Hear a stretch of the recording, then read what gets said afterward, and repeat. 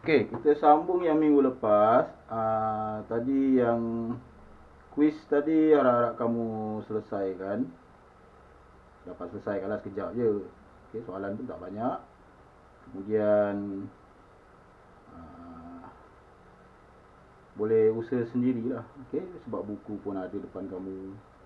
Okey, harap-harap kamu kena relax.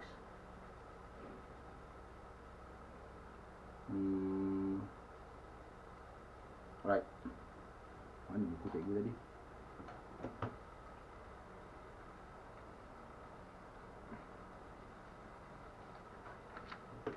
Okey, harap-harap sound okey lah. Okey, sound okey dan video okey. Okey, cikgu baru set up mic. Harap-harap clear. Okey, kita sambung yang minggu lepas. Okey, kita bincang pasal haba kan. Alright, kita bincang pasal haba dan kemudian kita ada stop pada muka surat terakhir 119 tu. Okey, kita sambung sikit sebelum kita pergi ke bab baru. Kalau kamu lihat muka surat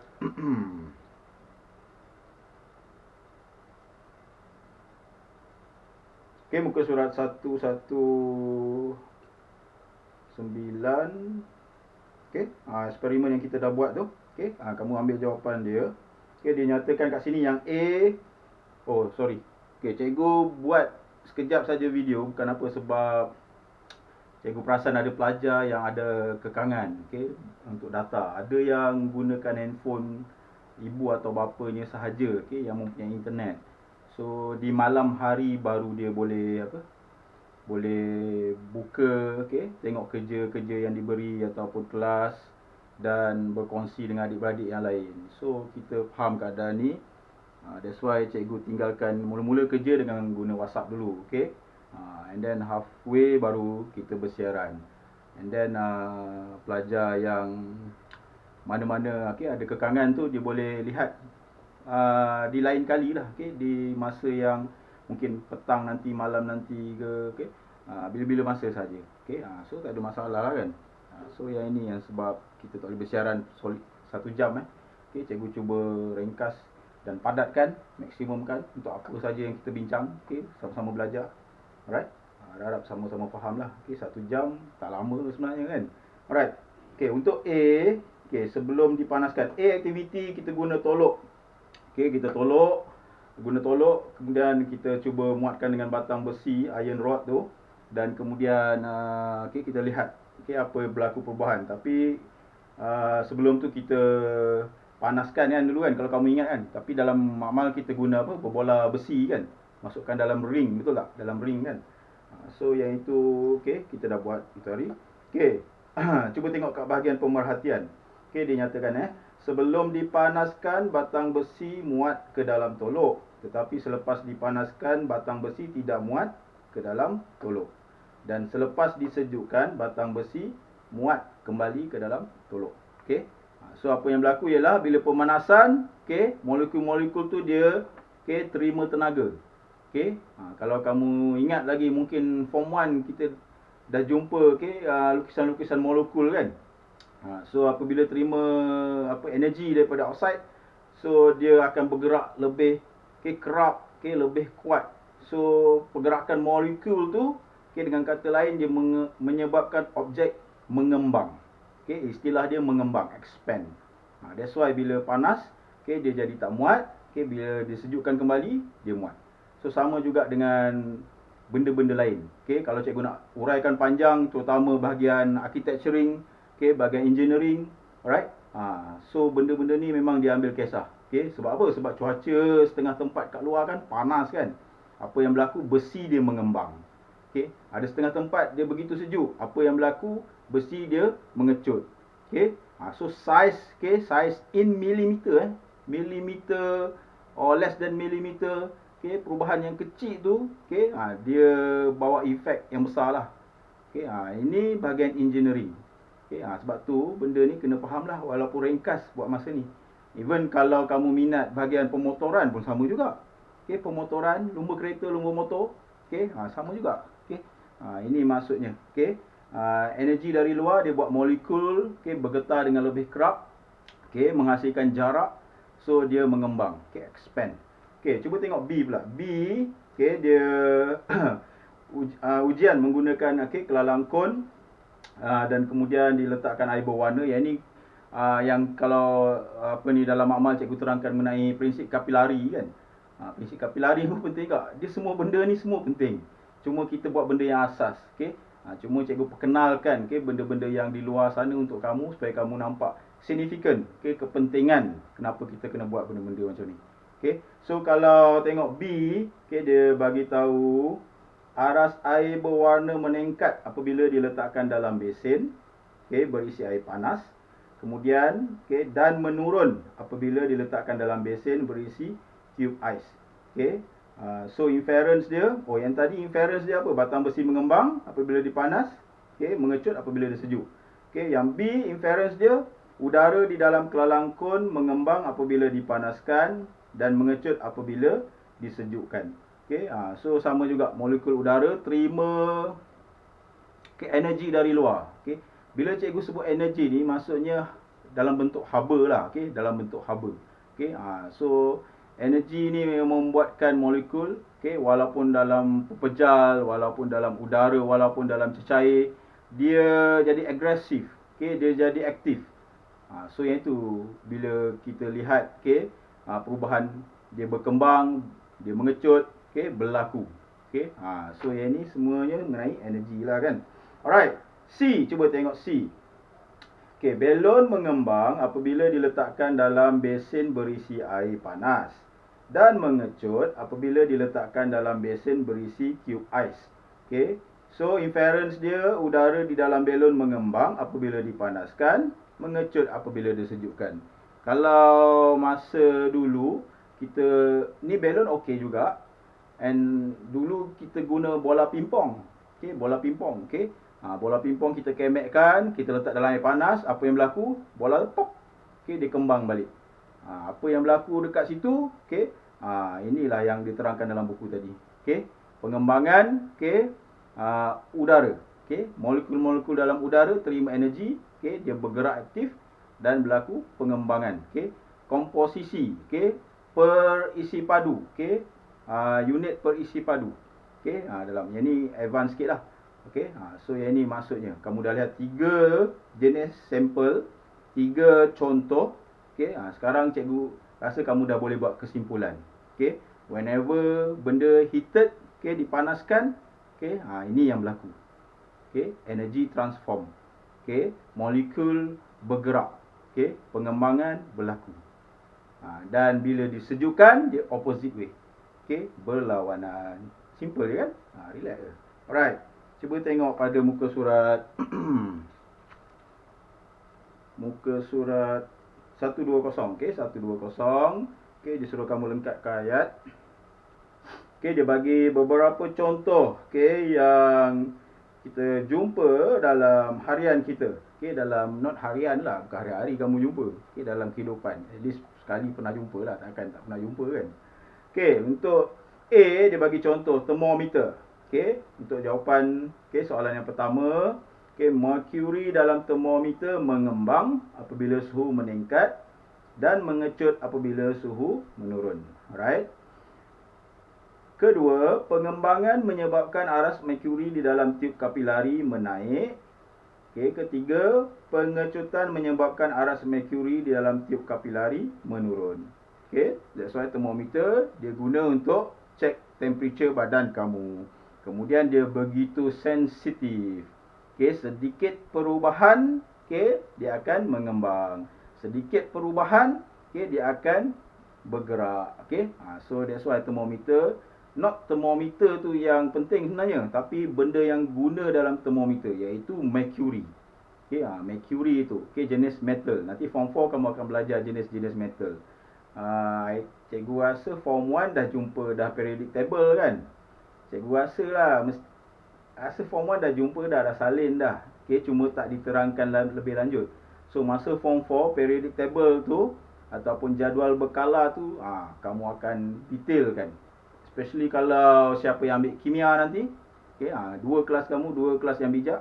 Siapa yang akan ambil subjek kimia, dalam sains pun belajar juga sebenarnya. Dalam sains pun belajar juga, macam cikgu sebut itu hari lah, sains pun belajar semua juga. Tapi dalam kimia dia akan lebih detail lagi.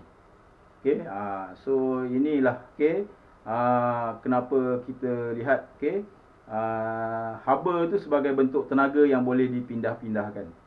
Okey, apabila contoh dekat sekarang ni metal, bentuk logam, dia alami perubahan, yang boleh kita lihat. Okey, yang kedua, yang B, cuba tengok ruang pada landasan kereta api. Yang pertama, terdapat ruang-ruang di antara bahagian penyambung landasan. Yang kedua, ruang-ruang bertujuan untuk membolehkan pengembangan landasan besi semasa cuaca panas. Cikgu tak tahulah siapa yang pernah pergi landasan kereta api kan. Cikgu pun tak pernah. Cikgu pernah. Cikgu pernah 2 kali. Dekat Sabah sekali, dekat railway kat Kuala Lumpur dulu sekali. Besi dia memang besi padu padat lah. Cuma kalau kamu lihat atau mungkin boleh tengok dekat Google Image ke apa ke, alright, dia tak bina landasan tu, dia tak buat landasan tu betul-betul rapat. Dia ada jarak-jarak. Dia boleh je buat rapat lagi cantik, tapi tak, dia buat jarak-jarak. Sebab apa? Sebab prinsip ni lah. Pengembangan metal di keadaan suhu yang tinggi ataupun pada cuaca yang panas, especially negara kita yang khatulistiwa ni, panas dan lembap. Maksudnya bila panas betul. So pengembangan metal tu dia ambil kira. Negara-negara lain pun sama jugalah. Alright. C, penggera kebakaran. Penggera kebakaran ni soalan yang famous. Kalau SPM ni lah soalan yang famous. Penggera kebakaran. Kalau waktu dulu Form 3 soalan famous dalam KH. Dalam kemahiran hidup. Alright, cuba tengok. Yang pertama, semasa kebakaran, kuprum mengembang lebih cepat berbanding dengan besi dan menyebabkan jalur membengkok ke arah skru sentuhan. Yang kedua, hal ini melengkapkan litar dan menyembunyikan penggera. So dekat sini, kenapa soalan ni famous? Sebab dia ada 2 jenis logam. Kuprum dan juga besi. So 2 jenis logam ni, dia punya ciri-ciri agak berbeza. Contoh dia dah bagi kat sini. Bila keadaan situasi panas, contohnya tiba-tiba rumah terbakar, dan rumah tu ada penggera. So apa yang berlaku dalam penggera tu? Kuprum, logam kuprum dia akan mengembang lebih cepat daripada besi. So instead of dia tak bergerak, contohnya logam ni ada dua lapisan macam nilah. Sebelah kanan ni kuprum, sebelah kiri ni besi. Contohnya logam macam ni, kanan kuprum, kiri besi. So apabila panas, kuprum akan mengembang lebih cepat. So dia akan panas perlahan-lahan lah besi ni. Dia tengok keadaan semasa lah kan. So apa yang berlaku? Dia bengkok ke arah besi. Sebab apa? Sebab kuprum ni dia mengembang, dia tolak. Dia tolak ke arah besi. Bila sejuk, dia stay samalah. So kat sini perbezaan logam. Kalau kamu tanya kawan-kawan yang lebih kecil ataupun masa kamu kecil dulu ke, kamu ingat logam ni sama je semua kan? Ataupun kamu jumpa plastik. Plastik, barang plastik. Kamu ingat plastik ni sama je kan? Tak, dia lain-lain. Logam dia ada banyak jenis lain-lain. Plastik pun ada banyak jenis lain-lain. Baju kamu pakai, kain. Baju pun ada banyak jenis. Ada yang kamu rasa lembut, ada lebih keras sikit. So semua material ni dia ada ciri-ciri dia sendiri. Untuk yang tajuk sekarang ni, apa yang haba buat terhadap ciri-ciri tu, dia bagi contoh kuprum dan juga besi. So kuprum dia terima lebih cepat, dia absorb lebih cepat haba tu. Tenaga tu dia lebih bagi efek, bagi kesan. Molekul-molekul dalam kuprum tu lebih agresif, lebih cepat bertindak. So apa yang berlaku? Logam kuprum dia akan mengembang lebih cepat daripada besi. Penggera pun berbunyi kring kring kring. Alright. Itu ialah contoh yang diberi untuk penggunaan haba dalam kehidupan harian. Macam mana kita manipulate Okay, kita manipulate, kita fikirkan cara untuk guna haba selain normal thing yang kita boleh bincang. Okay, kalau bagi contoh, haba untuk apa? Mesti kamu akan jawab, untuk masak cikgu, untuk masak cikgu kan. Tak, haba boleh guna untuk banyak perkara lain. Okay, dan untuk masak, okay, guna haba, sumbernya pun sekarang pelbagai. Okay, sumbernya sekarang pun pelbagai. Kalau kamu lihat dapur rumah kamu, okay, ada rumah yang guna stove biasa lama punya, keluar api, nampak api kan. Ada yang guna elektrik, tak nampak api pun, tiba-tiba panas kan. So haba pun sekarang ni pelbagai. Okay, dan banyak perkara-perkara lain lagi lah. Kalau cikgu cakap lama lah pula kan. Alright, cuba tengok muka surat 121. Okay, 121 yang atas sekali, nombor 3. Okay, dia bagi contoh kat situ. Kamel mahu meminum air, tetapi mendapati gelasnya melekat dengan kuat. Okay, benda yang biasa berlaku kat kita kan. Apa yang perlu dilakukan untuk memisahkan gelas-gelas tersebut? Okay, gelas terlekat kuat, kerusi kamu pun dah susun, nak ambil pun terlekat kuat kan. Apa yang boleh kamu buat? Okay, jawapan dia jawapan dia ialah, ni untuk gelas kerusi bukan. Okay, rendamkan gelas yang berada di bawah di dalam air panas supaya ia mengembang dan masukkan air sejuk ke dalam gelas yang berada di atas. Okay, kebat kan soalan ni kan. So cara dia, okay, guna air panas dan juga air sejuk. Kalau kerusi macam mana? Nak guna kerusi macam mana?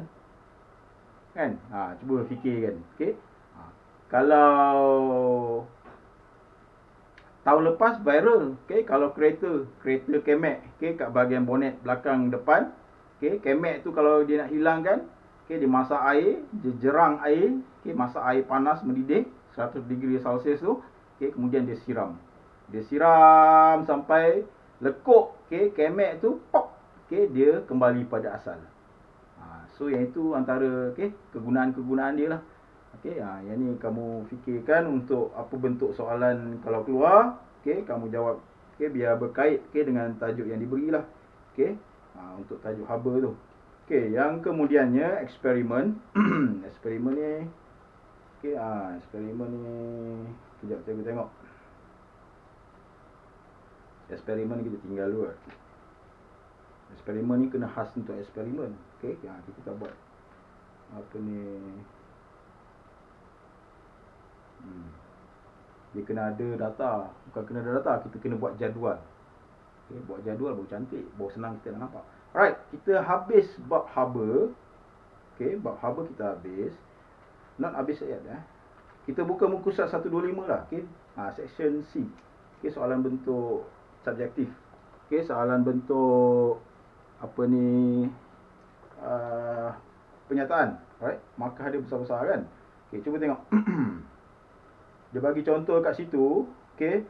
Semasa bercuti di Cameron Highland, Lisa menginap di sebuah inap desa yang menggunakan panel suria. Okay, solar lah kan. So dalam gambar raja, okay, dia letak panel suria di atas rumah. Okay, di tepi rumah dia letak tangki penyimpanan air. Kemudian apa ni, dia connect, okay, sambungkan antara tangki dengan panel tu menggunakan pipe kuprum. Soalan dia, terangkan bagaimana prinsip pemindahan aba dari matahari ke panel suria memanaskan air dalam tangki. Okay, biasa solar system yang ada kat rumah untuk dapatkan energi elektrik. Okay, dia simpan energi elektrik guna untuk perkakasan elektrik. Tapi sekarang ni soalan just untuk panaskan air. Okay, just untuk panaskan air. Cikgu pun confused juga. Kalau nak panaskan air tak payahlah guna solar system ni ya. Just kan. Tapi tak tahulah, okay, dia nak air tu mendidih ke. Right? Sebab dia tak direct. Okay, bila matahari pancarkan sinaran kena pada solar system. Okay, dia bukannya direct supply elektrik kepada kamu punya barang elektrik, tak. Okay, kebanyakan ingat macam tu kan, tak. Kamu kena ada satu storage, okay, bateri sebenarnya, macam bateri kereta, bateri. Okey, banyak. Okey, bateri tu dia akan simpan tenaga. Okey, dia akan simpan tenaga bentuk elektrik dan kemudian voltage cukup baru dialirkan ke alat-alat elektrik. Itu cara dia, bukannya benda yang agak senang-senang boleh buat lah. Okey, dia kena susun cantik-cantik lah. Okey, that's why biasa kalau solar system ni kat rumah, bukan sebarang rumah yang guna lah kan. Rumah, kalau kamu tengok rumah yang besar-besar lah kan, even rasanya kat sekolah kita pun ada kat panel solar dekat blok EF tu. Tak salah cikgu lah. Okay, cuma cikgu tak tahu dia guna ke tak kan, sebab cikgu tak pernah tengok dia punya sistem tu. Okay, cuba tengok yang soalan pertama dia. Tadi kan, bagaimana prinsip pemindahan haba dari matahari untuk memanaskan air dalam tangki. Kamu dengar baik-baik. Jawapan dia. Cuba catch up lah. Melalui proses sinaran, cahaya daripada matahari diserap oleh panel solar. 1. Panel solar menjadi panas lalu menukarkan tenaga solar kepada tenaga haba. 2. Haba yang dikumpulkan memanaskan air yang mengalir melalui paip kuprum masuk ke dalam tangki. 3. 3 ayat. Untuk 4 markah. Direct sinaran matahari, bekalkan haba. Haba panaskan aliran air. Air yang panas akan masuk ke tangki. Itu cara dia. Banyak guna duit nak guna cara ni sebenarnya. Tak efisien juga sebenarnya. Sebab just panaskan air kan. Nombor 2, cuba tengok. Jelaskan apa yang berlaku sekiranya paip kuprum dalam panel suria kenapa dia guna panel kuprum? Kenapa dia guna paip kuprum? Kan? Macam cikgu cakap tadi lah. Metal yang lebih responsif, yang lebih bertindak cepat dengan haba. Pemanasan berlaku dan dia punya pemanasan daripada metal tu dipindahkan ke cecair tadi, ataupun air yang dibekalkan. Right. Jelaskan apa yang berlaku sekiranya paip kuprum dalam panel suria diganti dengan paip PVC. Ni soalan kedua. Gantikan paip kuprum dengan paip PVC, paip biasa yang kamu jumpa kat rumah. Paip PVC. Jawapan dia, air tidak dapat dipanaskan kerana paip PVC bukan konduktor haba yang baik, tetapi penebat haba yang baik. So dekat sini jawapan dia, kamu kena nyatakan which is yang mana konduktor haba, yang mana penebat haba. Sebelum ni kalau elektrik kita sebut, kita tulis, kita zahirkan. Konduktor elektrik, penebat elektrik. Untuk haba, konduktor haba, penebat haba. So dekat sini plastik atau apa saja bahan polietin, daripada poli ni plastik, dia bukannya konduktor haba yang baik, dia penebat haba yang baik. Apa saja dari segi daripada bahan jenis metal, logam, normally dia ialah konduktor haba yang baik, dia bukannya penebat haba yang baik. Faham? Contohnya mercury tadi dalam termometer, logam, sama juga kan, dia begitu cepat bergerak kan. So ini bentuk-bentuk konduktor dan penebat lah untuk haba. Yang ketiga, paip kuprum dalam panel suria dicat dengan warna hitam dan bukannya putih. Terangkan kenapa. Jawapan dia ialah, dengar ayat dia. Permukaan putih cenderung untuk memantulkan haba. Sebaliknya, permukaan gelap boleh menyerap haba dengan baik. Oleh itu, air dipanaskan dengan cepat. So signifikan warna dalam haba pun ada juga. Apa saja warna yang gelap, dia lebih bersifat menyerap. Menyerap haba. Apa yang cerah, warna yang terang, dia lebih bersifat memantulkan haba. Dia tidak menyerap lah, dia memantulkan. Yang ini dari dulu soalan ni soalan yang famous lah untuk markah yang bonus, okey, 2 markah, 1 markah, 2 markah, okey. Cuma dia tak terangkan, dia tak pernah terangkan kenapa warna gelap lebih menyerap, kenapa warna cerah lebih memantul. Cuma ada aktiviti yang boleh kita lihat dari segi apa tu, pemerhatian, okey, evidence, okey. Ada aktiviti tu, okey. Cuma perubahan haba tu tak banyaklah, sikit. Okey, tak banyak, sikit je. Cuma bila kita lakukan berulang kali, kita dapat sahkanlah, okey. Inference yang kita nyatakan awal-awal dalam aktiviti tu, kita dapat sahkanlah, dapat buat kesimpulan. So cikgu pun teringin tahu juga, okey, tapi benda ni lebih detail. Dia lebih kepada kimia sebenarnya. Okey. Warna gelap, okey, dia lebih menyerap. Okey, warna cerah dia lebih memantulkan haba. Okey. Untuk cahaya pun sama juga. Okey, untuk cahaya pun sama juga. Tapi kalau kamu bincang pasal cahaya, dia lagi panjang kot. Okey, lagi panjang. Dia melibatkan mata kamu, dia melibatkan, kalau siapa minat kamera, handphone kamu ada kamera, okey, lens kamu, kemudian dia melibatkan sifat apa ni, cermin, reflection. Itu kalau cahaya lah, okey. Ni haba. Alright. Okey, B, cuba tengok B. Dia bagi tahu air sejuk dalam tangki simpanan tidak panas pada waktu malam, berikutan kehilangan haba dari tangki. Bagaimana boleh kita ubah suai tangki simpanan air bagi mengurangkan kehilangan haba yang ketara pada waktu malam? Okey, lakarkan dan huraikan. So dia suruh kamu buat, okey, nyatakan contoh macam mana tangki air yang kamu bina dapat kekalkan haba, dapat kekalkan air tu panas hingga malam. Okey, dia suruh nyatakan. So dekat situ dia buat contoh, dekat situ ialah, okey, satu tangki, okey, di mana di luar tangki tu, di keliling tangki tu dia letakkan, okey, satu apa ni, dia panggil apa pelindung, okey, pelindung, okey, dan label dia sebagai penebat haba. So tahu cara dia ialah tutup seluruh tangki air dengan penebat haba bagi mengurangkan kehilangan haba. Simple je. Okey, 3 markah. Cikgu bagi contoh kat sini lah, gambar.